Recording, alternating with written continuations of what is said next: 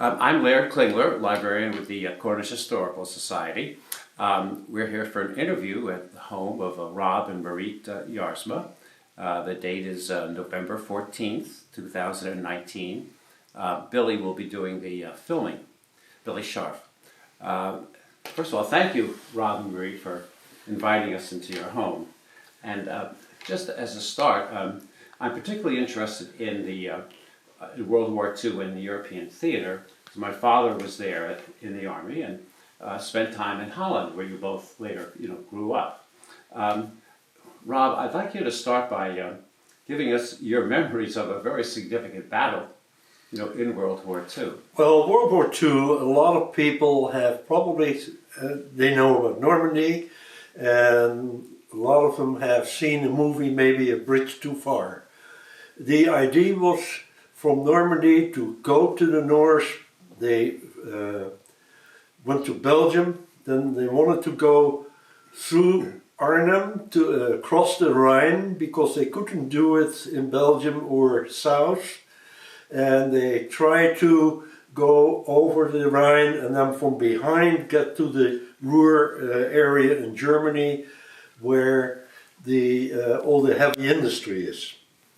So Montgomery had a plan. They would drop a lot of paratroopers north of Arnhem, and they would go to the bridge, and then from the south, the southern part of Holland was already liberated in November '44, and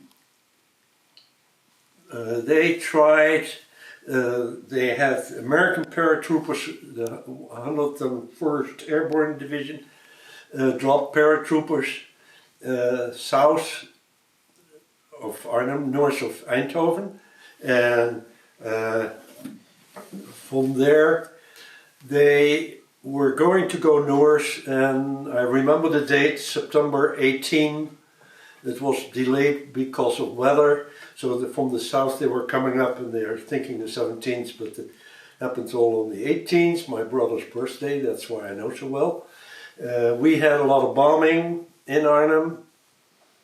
Arnhem is higher on the Rhine, and from the south it's pretty muddy, so they couldn't get really to where they wanted to go.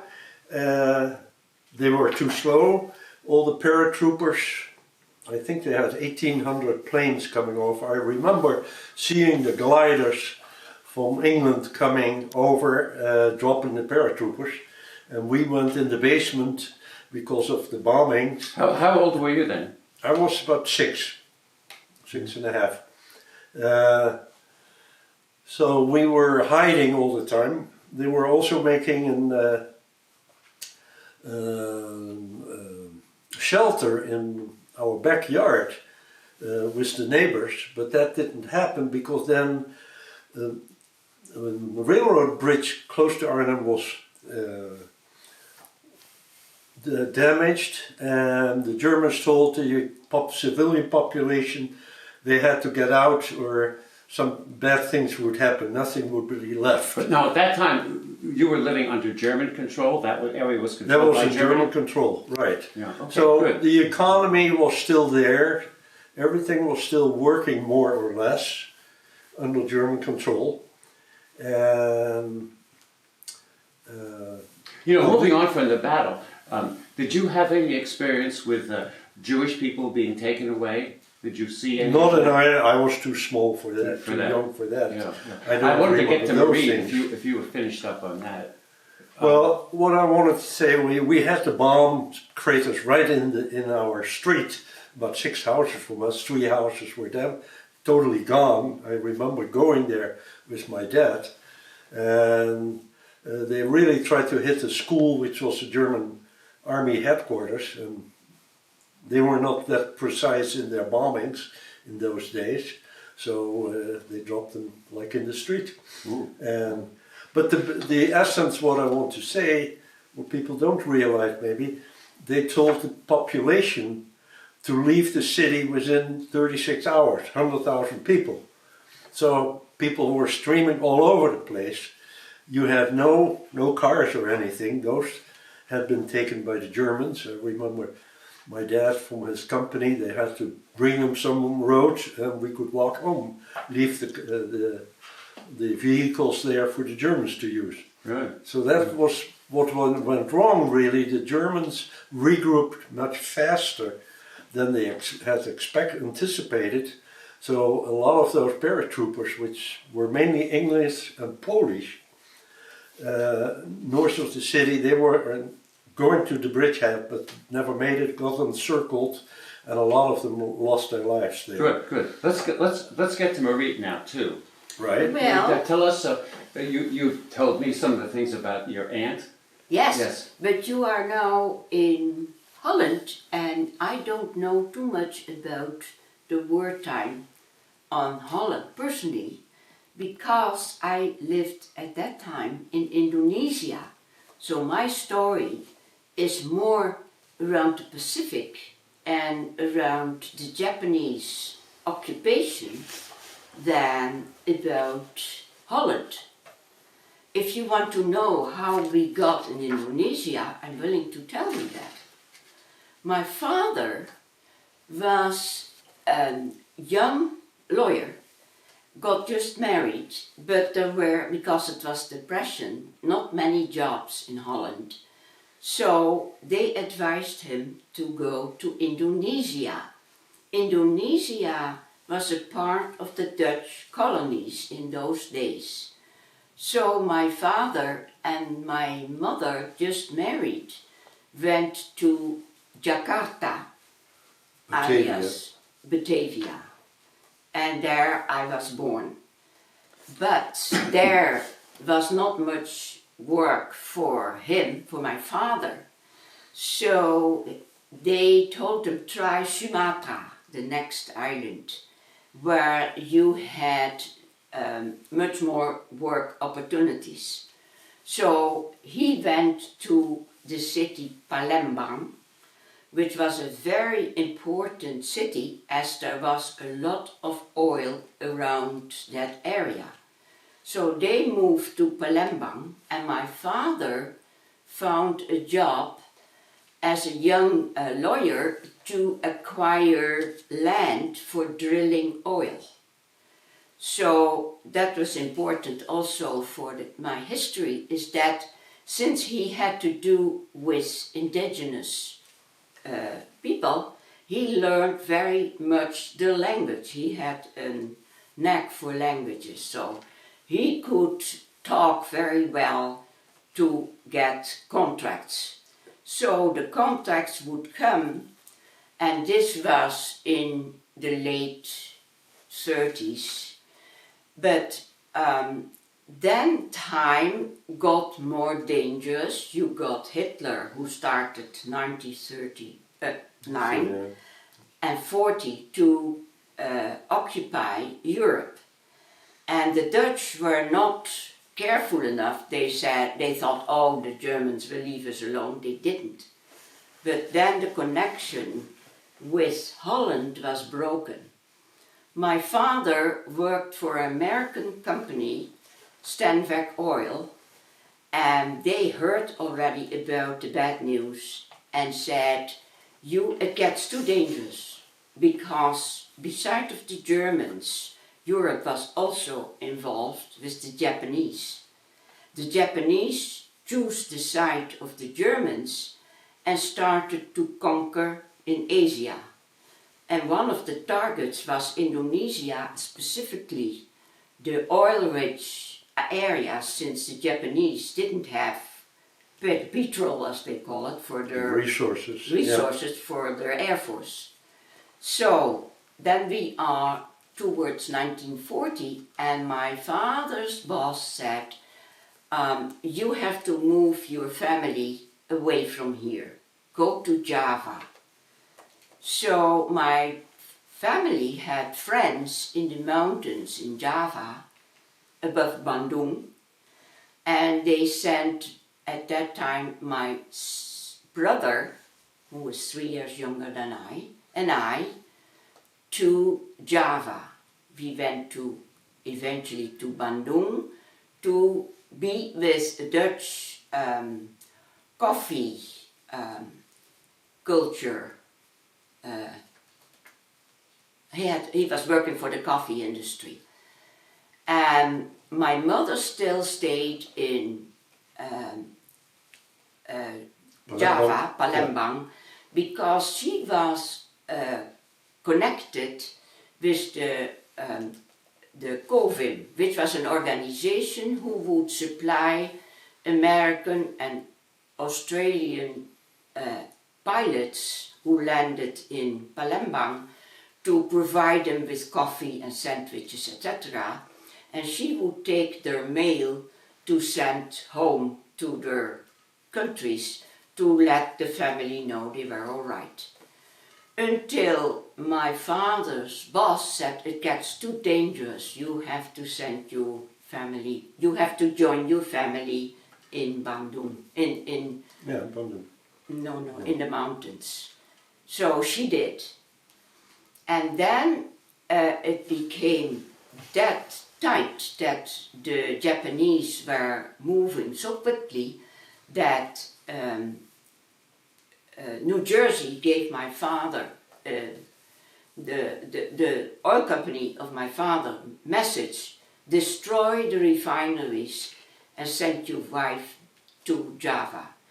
So my mother joined us in the mountains. My father was enlisted in the army against his will, but he had to. So he was at that moment a captain, he had to go with his soldiers and destroy all the oil refineries. Mm-hmm. At that time, my mother and father lost contact because of the war approaching. So my mother joined us in Subang, in the mountains, now I remember the name, above Bandung, and stayed with my brother and my sister, and that was, I think, 43 or something like that. Then it became too dangerous because the Japanese were going to the mountains that the Dutch army didn't expect, and slowly were marching forwards towards Subang. And the friends of my father, the coffee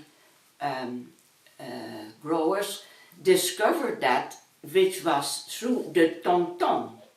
The electrical system was already demolished or didn't work, but the natives gave messages by hammering on hollowed out tree trunks with messages from town to town to town to tell where the Japanese troops were advancing.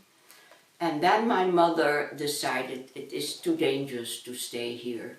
So she went down with my sister and brother down to Bandung, and they found a housing through connections where we stayed. And later on, a lot of other families joined in that house. And we lost contact with my father. My mother still had some finances, so we could stay in that house. But then the Japanese required all Caucasian people from European blood, to come and go into camps. But we had a house where there were a few inhabitants. They were half Indonesian, half Caucasian, and they would talk to the Japanese and said, oh no, we are all half and half and don't bother. And we all would kind of hide. So we could stay out of the camps where they would take the Caucasians for a while, and they would separate, just as the Germans did, the women from the men. So that worked for a while. As a kid, I introduced just one little local thing. There was a doctor here in Newport who was Indonesian, who lived on the same street, and Mariet and him could talk here on the About porch the same house. about the same houses Yeah. in Bandung. Yes. He knew the street. He said, "Oh yeah, that." That is where the physician lived. Well, let's move on. So Yes. what happened then? That happened, it got too bad. And my mother was out of finances because my father disappeared. He was in the resistance, but we didn't know. So they again knocked on the door, and then my mother said, yeah, I'm Caucasian. And we were taken away on a truck. My mother was very smart that she had saved money in a little toy of my brother and threw that out of the truck, and that toy had money. And that money came in very well because we were first put in on a cell as punishment that we stayed out so long. It was very ironic because in that cell before the Dutch had held Sukarno, who was a rebellion against the colonial system. So we stayed in the same cell, the Sukarno cell. Yeah, yeah. And the guards were Japanese, young guys. And my mother felt a little sorry for them because one of them had hurting feet because his socks were broken. So she fixed his socks. And then people who were out of the camp sometimes would bring food for the people who were interned. And because she had helped the Japanese guard, he let the food completely come in. Normally they would take half of it to eat themselves, but they gave that all to my mother, who could share it with neighbors. Mm. And finally that was over, and then we were at that time in Bandung, and it was a big city where my mother had fled. And from that cell in Bandung we were putting in a part of the city who was partitioned off by walls made out of bamboo slivers. So we were put there as a camp with European women. And that was not too bad. We stayed in houses with families. We got some rationed food we are at that time under the Japanese occupation, to survive. But then there were too many people getting in that camp, so they transferred us to another camp by train, and we had to be all in the train. That took a very long time, and we couldn't go potty, and we didn't go. You might move on. Well, yeah, you might quickly say what your dad was doing then. At that time, so he was... my father was in the resistance, and he joined with a group of Dutchmen. The main thing was to give messages to Australia to tell about the troop formations and... This was now on Java, so he was first in Palembang. They blew up the refineries, and then he escaped to Java. And they were supposed to blow up the BPM, or BP's refineries there. Refineries there, yeah, yeah. So my father escaped from Sumatra to Java and stayed in Jakarta. And he was there with a group of other Dutchmen, and then with a family, and then the Japanese officers came, and well, now I'm jumping a little ahead. You want me to fill in? Yeah, let's go. Well, they were. He was working on the underground, and one of the things was give information. They had somebody was an engineer and built a radio, and they contacted the Aussies for what was happening there. So they met and they get messages to each other. They went to a church. We went to that church and saw it, where they exchanged. He was also in the resistance. He was also in the resistance, and that's where they could safely meet, for example. Yeah. But then what they were doing, he was blowing up bridges, and then the refinery there was a target. But then somebody caved in, and the Japs.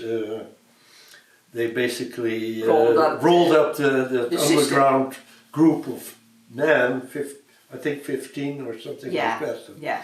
So they got caught and put them in jail. In jail. And they were safe because nobody wanted to say anything to the Japs. The Japs were cruel, but they were following the law, their law. They wouldn't do sporadically movements. They wouldn't put my father to death because they didn't have really secure proof. So he could stay there. They waterboarded him. They did all kinds of things to get information about the others, and he didn't. Until in 44 December, 2 days after his birthday, one man came in and he succumbed to the torture, and that was the end of him. Then they just... Your father was shot? Yeah. No, he was decapitated by the Japanese, But he also had stories. Later on we met people who came out, and he said he was put in secure confinement with a young Japanese next to him. And he one day said, get me a set of cards, and I'll tell you tricks. So they were having a good time, my father teaching how to do tricks. And again, the young guy gave him a thank you part of his rationing. Oh dear. Well, your father was your father was a brave man. Yes. He had two strong things. He had an enormous good sense of humor. He could really get the funny bone of people. That was number one. Two, he was cheery and he was not afraid. So that were... you had nice memories then. Yes, and he was... Marie, I do want to get to Cornish, but just very quickly, it was very interesting what you told me about your aunt in Holland. We went to Holland because my father was... But your aunt's activities. Yes. My father was gone. So when the liberation came, they first did repatriate the Dutch back to Holland. That's how we came to Holland, because we were in Indonesia. So we came by the New Amsterdam, a huge big steamer, to Holland, where the Queen received us. It was really a big thing. Then we went to Holland, and then we got the stories from the Dutch side. And my grandmother lived in a town not far from the river, in Dordrecht, which is not far from Rotterdam, a big city in Holland. For generations that family was there. And one of my grandmother's kids was a young woman. She was 20, and she was in the underground against the German to get messages also about the troop positions and about where they got the supply, etc. in Holland. And she had to get messages to the south of Holland that was already liberated. And if you want the story about that part, you have a French author who wrote the book 6 Friends Will Get Together, 6 amis viendront ce soir. and they tell you about the Dutch resistance and the communications with the South, with the Americans and their troops, the British, etc., about the Germans in the north. So in that book it describes how my aunt went still with a secret ferry over, with the information in one pocket and a pistol in the other, to, in case necessary, she could use. Later on, she told me, when I was a young kid, and going with the ferry, he said, "You don't know how interesting this trip was from one side to the other of the river." And you find that story in that book about the six amis viendront ce soir, because they describe that young girl who just joined them, looking charming, but in the meanwhile a pistol in her pocket. Well, tell us about the hiding place. And my mother, after the war, came with my brother and sister back to Holland, to her mother, because that was a place where she could go. She walked in and said to my grandmother, "You hid people," because the young men were recruited to go to Germany to work. Young Dutch. All the Dutch men. Yeah, So my father, forced. all the fathers who were still there. Your father was what? Well, they escaped. were hiding always. When the Germans had their raids, razzias they called it, all the men were disappeared all of a sudden. The Dutchmen. Otherwise, Oh, yeah. they were sent to a camp and then they had transported to Germany to work in the German defense industry. But your father was not captured? He was captured once. There's a different story.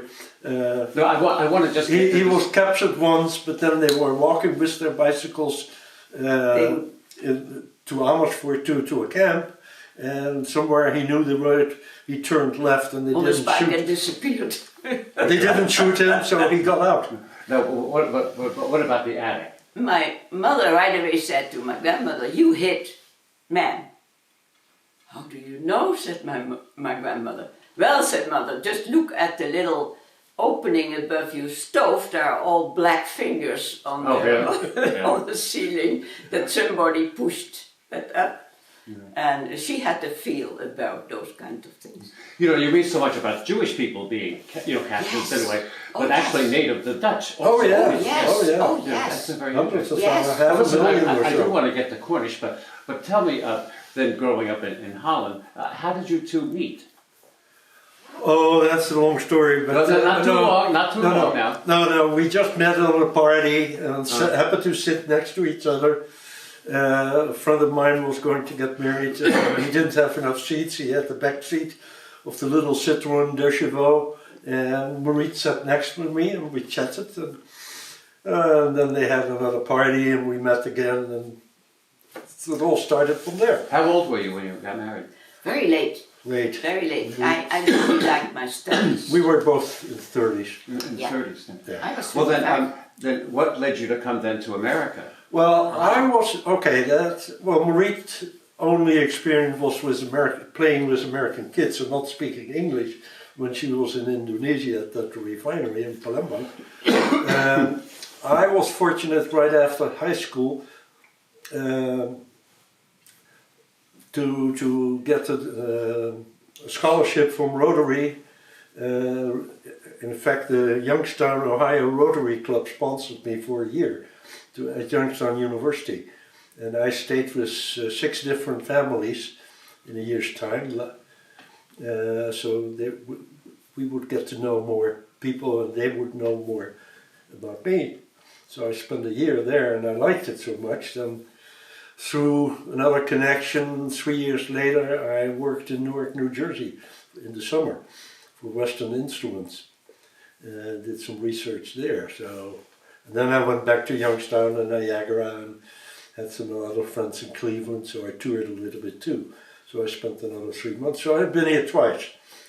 And then when Mariet met me, I was working for an American company from Cincinnati Milacron, with the idea that I liked. They were going to send me for 2 years to the States, but at the same time I got an offer in Switzerland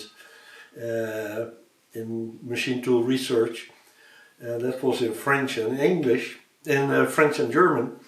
And I said, I like that. I went there to look at it, and then I went back to Cincinnati. I said, well, I'd like to come, but I really have this opportunity in Switzerland. They said, okay, we'll hire you after that. And I have in writing that they would hire me a year later. Nowadays, that doesn't happen that often anymore like that. No. What I hear. So in those days, that was different. So I worked for that after Switzerland. I worked for the American company in Holland, and then when I met Mariet, we talked about it. Shall we And there were still a lot of connections between my mother and America, New Jersey, because of my father's working there. So they always were worried about us after the war, that there was not much. So they sent us presents and clothing and stories. We wouldn't have. Yeah, so I was very proud to work and And then you came to America and you worked here. Well, then... Yes. And then, how did you... Okay, let's move on quickly, now. quickly. Well, then we were married half a year, and we said, well, you want to go? Yeah, let's get a visa. So we got our green card, 6 months we had a green card. I had a sponsor here already, and I said, well, I want to make sure Mariet likes it, so we made a trip. She was expecting Ryer, and we went to Houston, Texas, and the company said, well, why don't you go to Cincinnati? So they made me a better offer. We went back, packed up, and a month later we settled in Cincinnati. And 7 weeks later, Ryer was born. he was an American. So Mariet was proud. He was born in Cincinnati? Cincinnati. Well, Yes. then, how did you then get to Cornish? Well,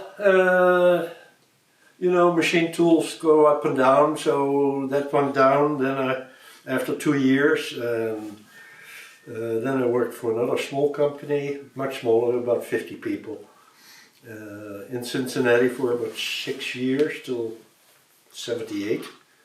Yeah, early 78, I think, and then I worked, as a consultant job there a little bit, and then I like to get back in machine tools actually, so we made a trip through New England, and I started looking jobs, and then Cornish had an opening, and that's how we came here. Through Cornish? Yeah. Career-wise, a mistake. House over there.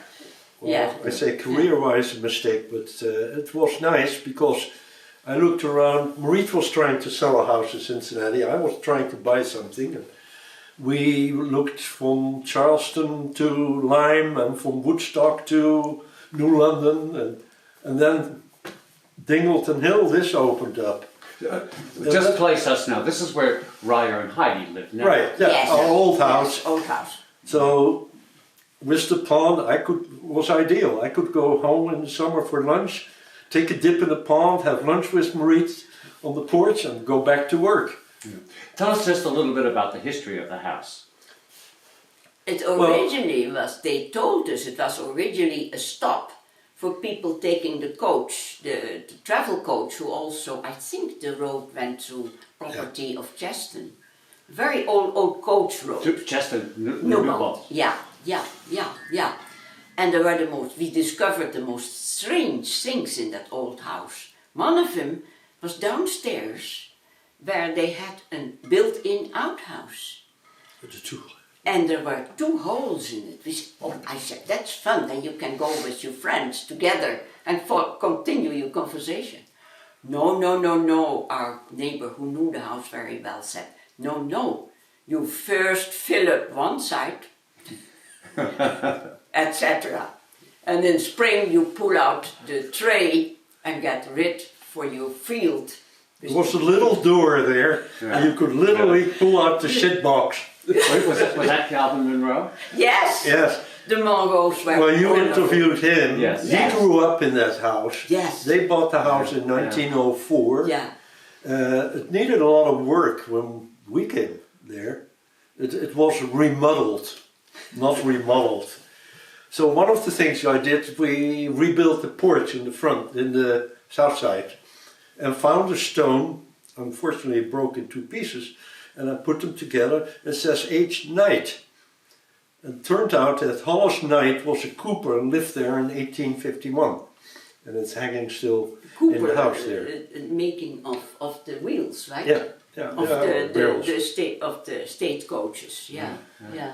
Yeah, so, and then the Monroes lived there till 1974, and then 4 years, that has a different owner for 4 years than we bought it. And I wanted some land, because we had, from Cincinnati, we wound up with some friends, and then later our own little place, some acreage in Indiana, so we were spending a lot of the weekends always outdoors in the rural area. So that we wanted something there. I've always said, well, I can't make land, I can change or build a house, but I cannot make land, so I want some land. How many acres did you acquire? We bought 85 acres 85. at the time. And then you built this home on the land? No, this was much later. We could write a book about all the stories from Dingleton Hill. But, the Dinglings from Dingleton. But there was a mobile home here. That was probably before you were here. There was Tommy Tucker lived there. And Mariet has a nice story about Tommy. We'll get to that. But anyway, I thought this would be always a nice place to build a retirement house. So you purchased this? So then we put here. another 4 acres here. Yeah. And so it grew over the years. It's a lovely home. Lovely. Yeah, so we got this 4.5 acres, and then we bought some more land around. And then Ryer and his wife, now live in what was your. Yeah. And the other thing is why Ryer is in the woods business, I think, the logging, is when in Indiana one Saturday morning I couldn't find the boys, he and some friends. Well, they were about 6 years old.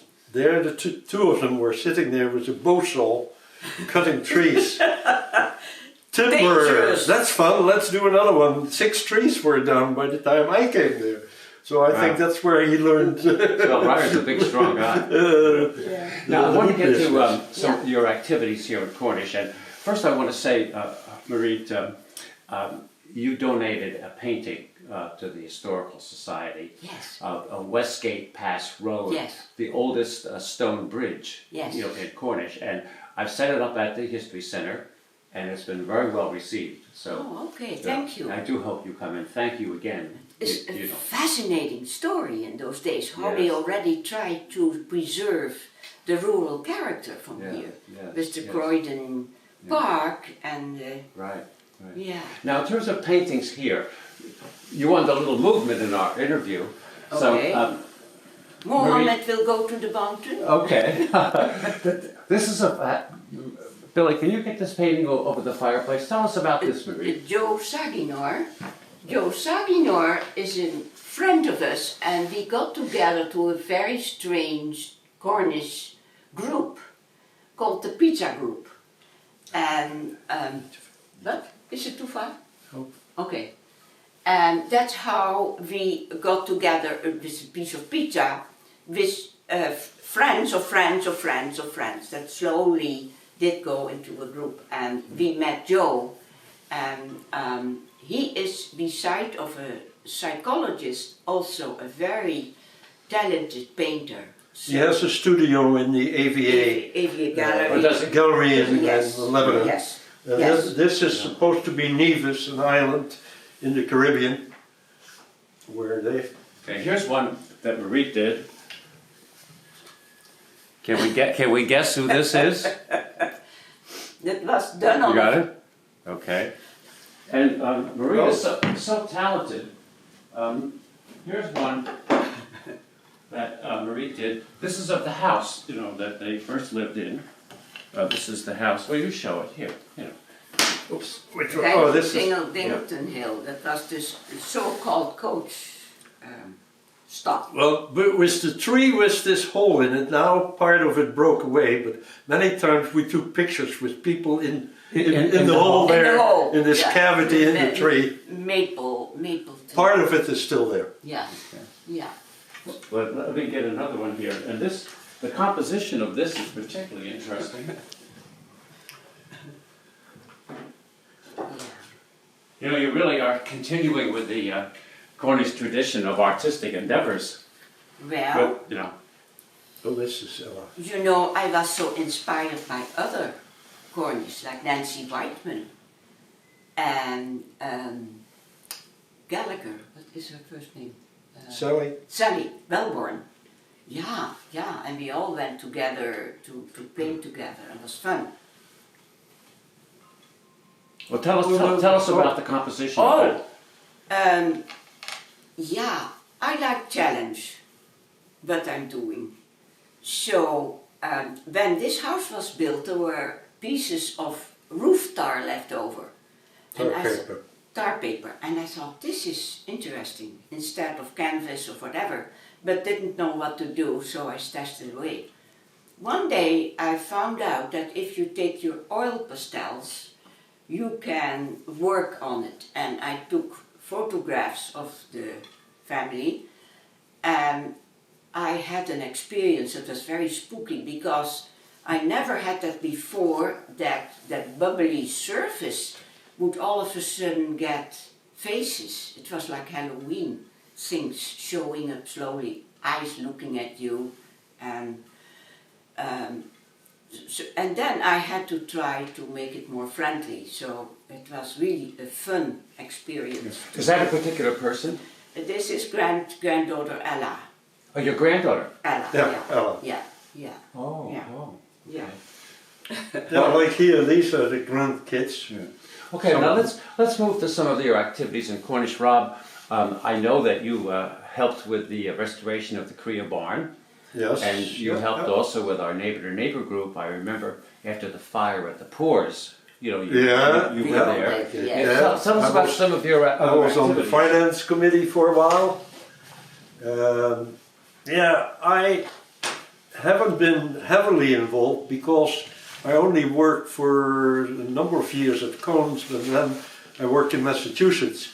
So I left Monday morning at 7 and be home Friday night at 7. Oh. So the weekends I wanted to spend here on the land and with the house and with the family. Right, yeah. So I didn't get too much involved in those. But you were on the years. finance committee for the town. For the town, yes. Yeah. Okay. Yeah, this Bill Overman. Yeah. This goes back back some years. Oh. Now, Mariet, I know that you've been active. Well, you were active in the school consolidation period, weren't you? Where you have memories of that? Vaguely, no, not really. I do remember the fights we had in the town meetings. Oh yes, tell us about that. Yes. About extension of the school, the gym, where we now have the voting and all the activities. Do you remember the initial movement away from the one-room schoolhouses to the consolidation? To the one No, school? that was far before. That was before you. Oh yes, So they you, had already. So you do remember but the gym. The school, and both kids went to the school, and we were Yeah, looking. they played sports in the town hall, what's the old town hall. Oh, really? Till there. Yeah, they had basketball games there, didn't they? Yeah, and then Oh, yes. they would hit this. They would fight against Claremont and Plainfield and Meriden even had competition. This was especially Hester, and then they would shoot the balls to get it to goal, and then the ball would hit the screen, dividing with the ceiling, and then the big tufts of dust. And the parents and kids from out of town were not pleased, and the Cornishites liked it a lot because they could impose on the Things were simple. Yeah. Very simple. But you do remember raising the money. Norman Chabot, yes. Yes. Started that. And Yes. also the raising of money through the PTA for kids to go skiing in Ascutney. Oh, yes. And that was Were you also- involved in that? Or? Yes, oh yes, oh yes, oh yes. The calendars. One of the And projects was the calendars. Also the calendar of Cornish. Oh. Every year they had the calendar with pictures of Cornish, and then they would mention birthdays of the Cornishites. So I think it was Nancy and I would go from house to house to show the previous calendar and said, would you like your grandkids on it, or your family, or the wedding dates of your friends and relatives? And if they did, then they had to pay 50 cents for. Do you have any of those calendars? Oh, somewhere I do, yeah. We would like to have them at the history Yes, center. Well, yes. what happened to them? What happened to the? Eventually that sizzled out as I many. think just when the telephone book took over. Yeah, the telephone. But you would sell the calendars then? Oh yes, I showed the calendars of previous year. Does this money go to the school? Or? That goes to the PTA. PTA? Oh yes, and the Well, that's PTA would make sure that the kids, all the kids, could go ski in a ski. Oh, that went for the skiing? Yes, That's for right. example. When Or did that for- stop? Do you have any idea? I mean, I lost track after the kids graduated from school. remember Too that? long ago. Yeah, that's too long ago. Then they went to high school. 30 years ago. Yeah. Oh, that long ago? Oh Yeah. yes, oh yes. Because I've never seen one of the calendars. Oh. No, it was big fun. Oh yeah. Yes. Well, it was fun to deliver them also, because you went to all these different people in town. Yeah. So you got to meet a lot To of meet a people. lot of people. Yeah, So yeah. that was nice. Yeah. Now you also were involved in the creation of the Korea property. No, Well, Mariet I on the was more Conservation in the Committee. Conservation Commission. I see. Golden years of the Conservation Commission with still Mariet Jaarsma presiding. Yes. And that was always interesting. He would come there in his jeep with his special sign on the door. Altijd. Altai, yeah. What was the sign? And Altai, that he came from the Altijd. yeah, what is Altai that called? Mountains in This- Russia. in Russia. That's where Mariet Jaarsma came from. Yes. Oh, yes. Altai is the name of a mountain. That's he called his little hill on his property also Altai Mountain. I didn't We know. never knew until I read a book about those Siberians who were a very educated people who spread out later on over parts of Russia. But this is to side. But Mike was always joining us when we had to check properties who were in conservation. That means that you wouldn't add extra buildings or that you would sell parcel of it. That had to stay together so that it wouldn't be The Eastmans, yeah. easements, they call that. And then we as Conservation Commission had to find the end poles of the property. And we had an unbelievable hard time, and Mike sat in his jeep. He couldn't walk so well, so he let us do the work. Oh, really? With sadistic fun, he knew where the pins were. Really? Oh yeah. Yeah. How long were you on the Conservation Commission? Oh, long time. A long time. Were I was you pretty in- poor. Were you involved then in the creation of the Korea? Oh Pro- yes. Oh yes. property down there? Yes, Yes, yes. yes. And the donations, the unbelievable donations we got as well for the Korea property, also for the town forest, that people didn't realize. And how we had to struggle for the town forest not to be parceled up, but to be kept as a preservation. Yes. And I think still people are kind of how you call that, not happy about it, because they would like to develop it and make money. Oh, really? Yeah. It is a fun area to be hard to get to. Well, the Korea property is used also by the school. Oh yes, Yes, oh yes. yes. And it was a very well-to-do donor who gave the soccer field there, was very much involved. Oh, really? I forgot Do you- his name. Do you know? I was gonna, Not at the We moment. know? Quino, I think Oh, Mr. Paul Quino. Quino. Yeah. Just he as did? Oh, really? he was very and also for the barn.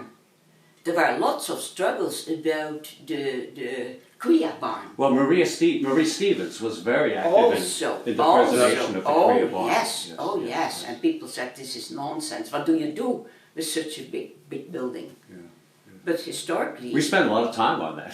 oh Yeah. yes, On the Korea barn. oh yes, oh yes. And Funny story. raised all the money privately. There was no tax money. No, No. no, In that. no, Yes. no. So that Well, was that's really one of the interesting. beauties Yes. which happens in this town. Yes. Yeah, yeah. I wanted to ask now, and every interview, I ask for views on Cornish past and present. And the two things that come up in terms of change would be roads and the declining school enrollment. Now, talk, both of you, about the change in the condition of roads, for example. What were the roads like when you first moved here as compared to what they are now? You know? Stuck in the mud. I don't know if the roads are that much different. There were always potholes and always, or there were too big a rocks put on the road or small rocks. There's always something to complain about. Now, what concerns me more that we lose the small town fabric. We have too many people who Import, we call it. import. Yeah, I mean, we still know Jimmy Fitch's grandfather. But stay with the roads, for example. Let's finish with the roads. Did you have problems with mud on Dingleton Hill? Oh yeah. Well, just getting up, sometimes because, sometimes. I would got stuck and had to walk part of the road picking up the kids from down You from did, school. yeah. But then if you had luck, you had somebody with four-wheel drive and they would take you in and give you a ride home. Otherwise, that was... Well, I think the difference is not so much the roads. Everybody has four-wheel drives now. Every Subaru has a four-wheel drive. Yeah. And so it's not much of a problem. But I remember coming from Cones. I couldn't make Dingleton. Well, and I tried St. Gordon's Road, made it past the Thurheides and then slid back down to the Thurheide. I couldn't make it. Went all the way back through Plainfield, through Witten Road, and finally, once I got stuck there, and the neighbor, the Perkins, had to pull me out there because he happens to have a Jeep. So that was cumbersome. And now you don't even think about it. No. Yeah. So it's more the transportation has changed, I Yes. think, than the roads. Yeah. Okay, let's move to the decline in school enrollment that we've witnessed here in Cornish. Why do you think this has happened? Gentrification, I guess. Very well-to-do people choose Cornish because it is so nice and in the country and all that. And they come here and they are already retired and build nice houses, but no kids. And the work is not here in Claremont, Windsor, or they have to go all the way to Hanover, and then you have Or to New ask- York City or beyond.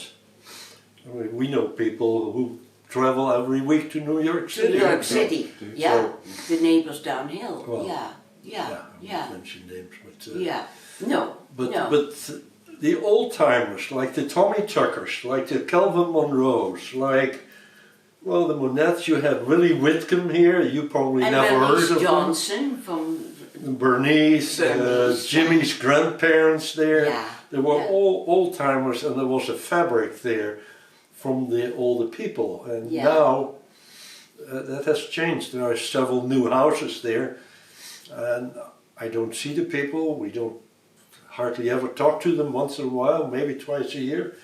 So Well, the fabric let's is stay with the different. school aspect of it. You know, why do you think? Oh, I agree with No Mariet. youngsters, no kids. The Yeah. most More people who make their money well-to-do somewhere else. people can move in here without children, and they have their mansions, big mansions, but not the simple. Well, I think from a rural area, we are more I don't dare to say it almost. Have some suburban feelings sometimes, not From what it is now, now. Yes, compared to yes. what it was 40 years ago when we came here. Yeah.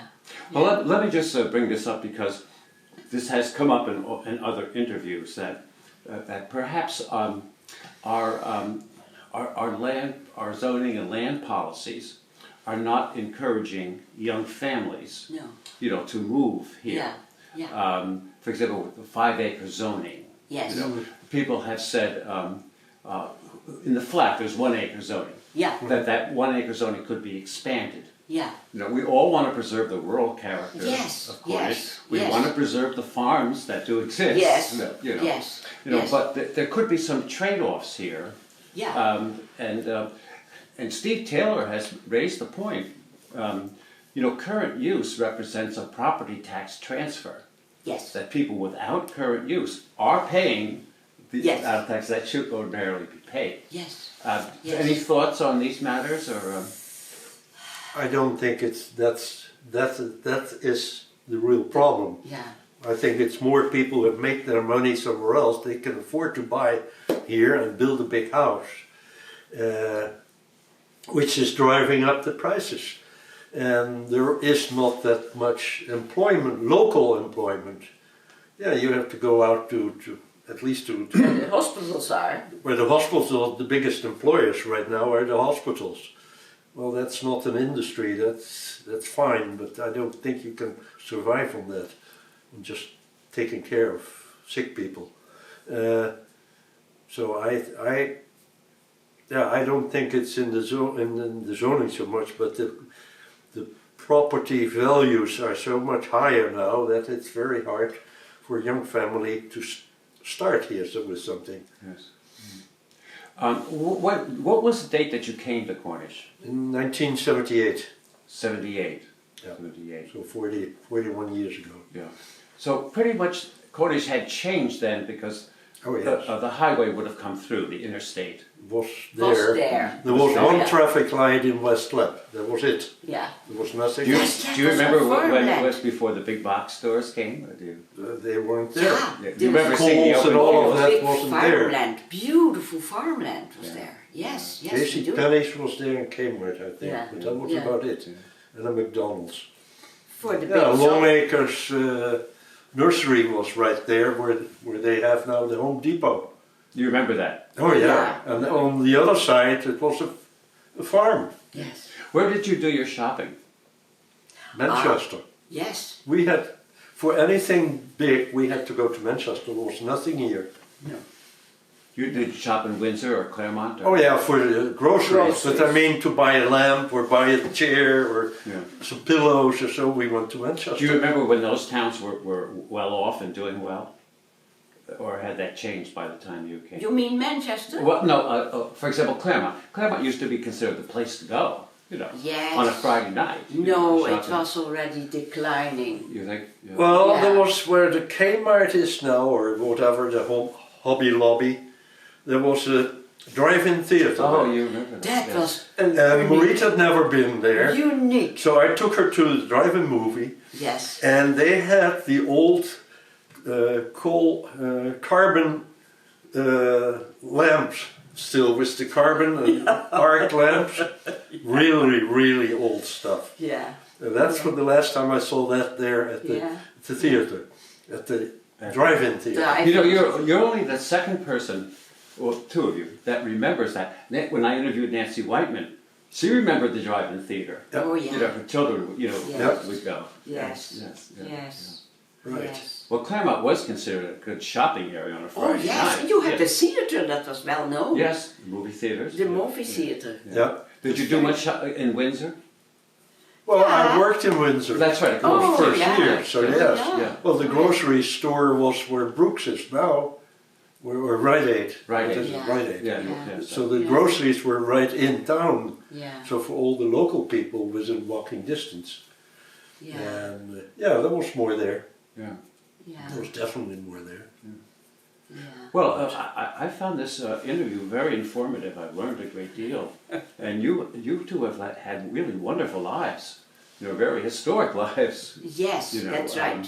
That's right. You know, And we could undergo so many different countries and people. And that is unbelievable. If you compare where you came from and where you did go to and what you experienced not only in way of living but also how you think and about communication is astounding. Is really, I think it is a gift to both of us that we could undergo that, all those changes in countries, in way of living and of communicating and behavior is amazing. The Americans. different perspective.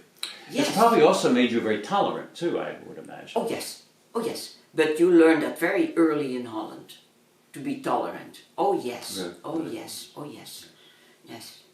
Many in the history, many countries, when they had their persecution of belief, would go to Holland.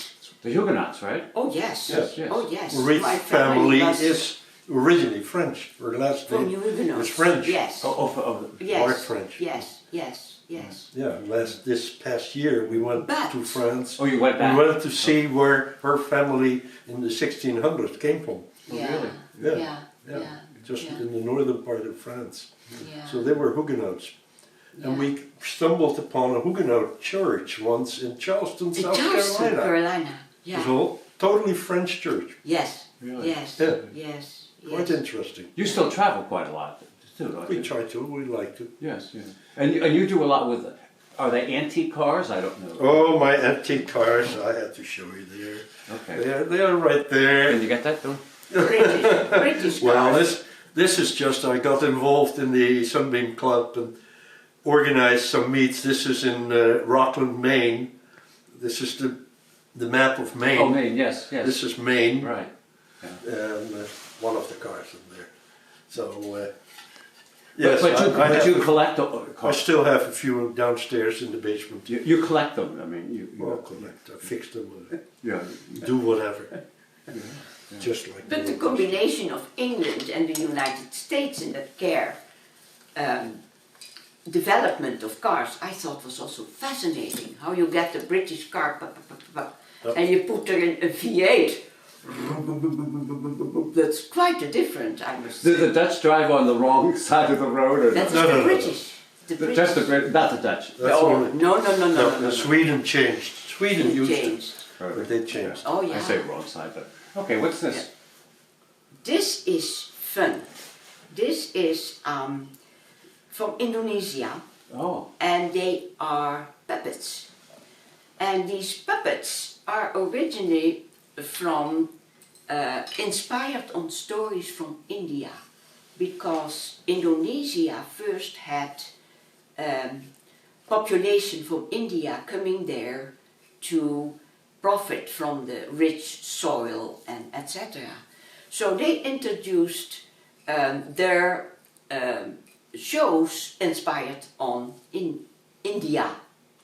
The Indonesians took over, and they made that in their own puppet stories that are basically still based on stories from India. And they had endless performances. They would have a big setup, and they would put the puppets in the window of the setup, and then they would put in front of it a screen of thin fabric, so that the general population could see the stories as shadows. That's why it was called a shadow puppet now, play. did you bring that back initially from? No, when you I were found young? it as You a bought on a it. I garage see. sale, and Yeah. it is typical. But it's what you would have seen when you were young. Yes. And the interesting thing is that the music, the gamelan music, became very popular in Holland. But later on, an American composer also picked it up. And I heard I forgot his name. Who was? I wish I knew. But all of a sudden I said, hey, this is an American name, American composer. But this is gamelan music. And there's a gamelan orchestra in Plainfield, Vermont. Yes. And Ellen Oberkotter, who lives here down the hill, on the hill, her father was Ellen. Ellen's father. Oberkotter, yes, was a gamelan player. He organized the whole gamelan music set Yeah. that would accompany these puppets with the music, and these puppets would tell you the latest news about what was happening in all hidden language. And people would stay there for hours and hours because they wanted to hear the next news from the neighbors. Now, how does the head turn? They could make that by holding there is a stick under here, Yeah. and they would perform this with two people. One would move the arms for the story, and another one would move the help with it. But these puppets originally were not. This is a wayang golek, which is three-dimensional, as you can see. But they also, when they were less well-to-do, they had wayang kulit, and they used buffalo skin that they took of the hair and would cut them out in very delicate patterns, and then you only would see the shadows. So did you see these when you were Oh young yes, in when Indonesia? I was born in Jakarta, the servants for my parents were so excited that there was a kid that they invited all their friends and they would give a gamelan performance in honor of the new baby. You know, just because I mean, I'm sure I'm not the only one, but Yeah. That word is Gamelan. gamelan. Yeah. And what does that represent? The name? Orchestra.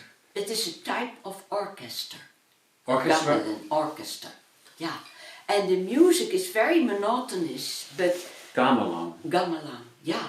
That an American composer picked up on it and made We'll have to look music. that up after this. Yeah, I will I think I can play some for you Yeah, later. yeah. So That's very interesting. yeah. Well, listen, I think we're getting pretty close to the end of the interview. Okay.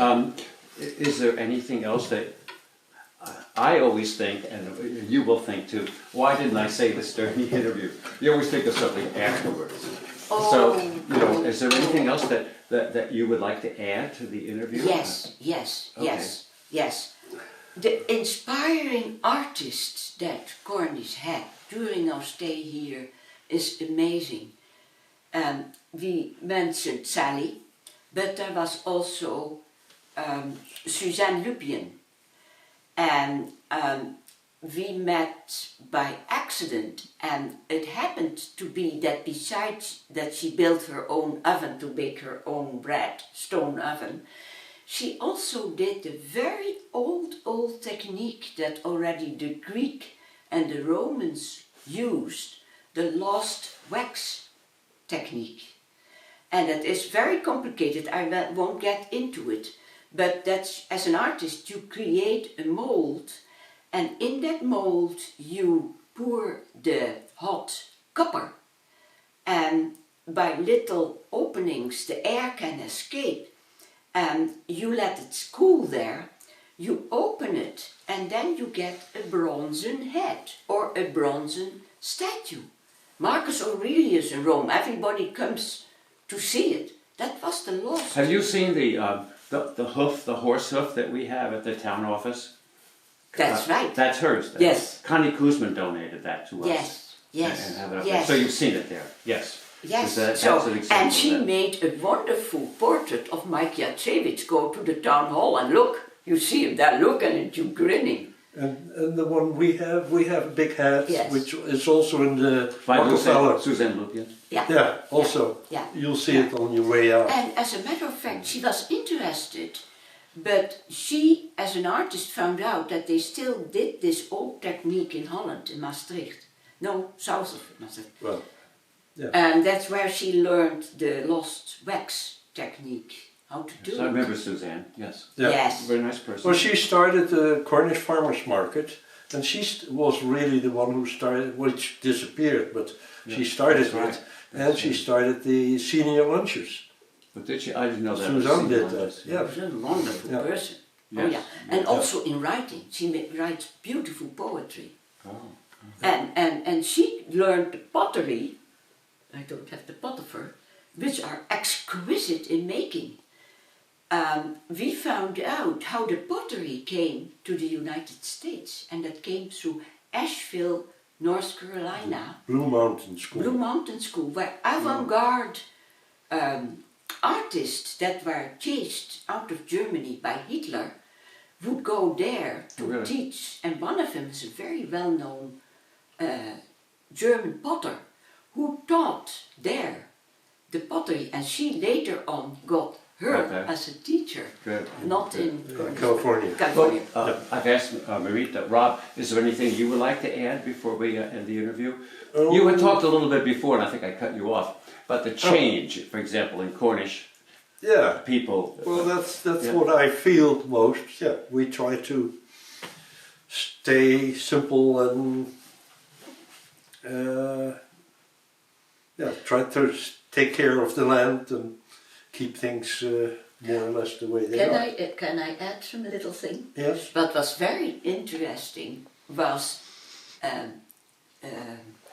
Nancy Whiteman and her husband Rev, Right. because they started the recycling. Recycling. Yes. And so all of a sudden you realize what you throw out.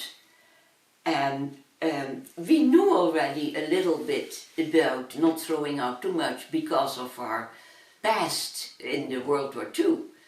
But they were the one who got the feel for it and got the respect for the land just by recycling. So I worked a lot with Rev on the restoration of the Korea barn, oh yes. so I knew him Yeah. quite well. Oh Yeah. yes. Oh yes. Well, Yeah. I'm sorry, did I cut you off? Do anything else No. you wanted to add, or you know? I don't I think think so we've at this finished moment. then. If you. No, we can go over all kinds of things, but I And Sally don't have Belborn anything was also Sally specific. Belborn was also very, very inspiring. Yes. Not only by her art, which is beautiful. Yes. I hope you get to see that also in one of your interviews with her husband. Beautiful. And also her feel for recycling and for nature. Yeah. Okay, well, thank you both very much. You know, and at the end of every interview, I always like to turn to Billy and say, "Okay, Billy, that's a take." Well,